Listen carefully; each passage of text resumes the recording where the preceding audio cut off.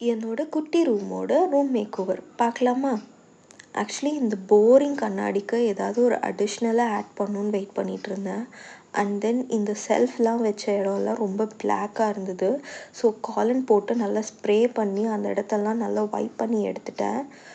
இந்த ஒரு மிரருக்கு பினின்ட்ரெஸ்ட்லேருந்து நான் இன்ஸ்பயர் ஆகி லைட்ஸும் ஹேங்கிங் பிளான்ட்ஸும் ஆட் பண்ணியிருந்தேன். இது ரெண்டுமே நான் மீஷோலேருந்து தான் வாங்கியிருந்தேன்.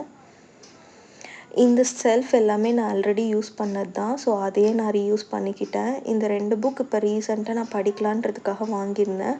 ஸோ இது 2ம் நான் இப்போதைக்கு அந்த செல்ஃபில் வச்சுக்க போகிறேன். இதில் செட் ஆஃப் 3 பிளான்ட்ஸ்ன்னு சொல்லி நான் மீஷோவில் தான் இந்த செடி வாங்கியிருந்தேன். பட் இதோட குவாலிட்டி ரொம்ப ஒர்ஸ்ட். ஏன்னா அது ஸ்டேபிளாக நிற்க கூட இல்லை, விழுந்துகிட்டே இருக்குது. நான் கீழே செல்லோ டேப் போட்டு தான் வந்து ஃபிக்ஸ் பண்ணியே வச்சுருக்கேன். நான் இது யாருக்கும் வாங்குங்கன்னு சொல்லி ரெக்கமெண்ட் பண்ண மாட்டேன்.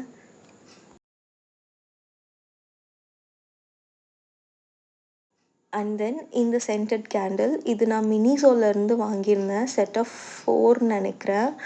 இது ஒரு நல்ல ஃப்ரேக்ரண்ட் இருக்கிற ஒரு கேண்டில். இதுவும் வந்து வச்சுக்கிட்டேன்.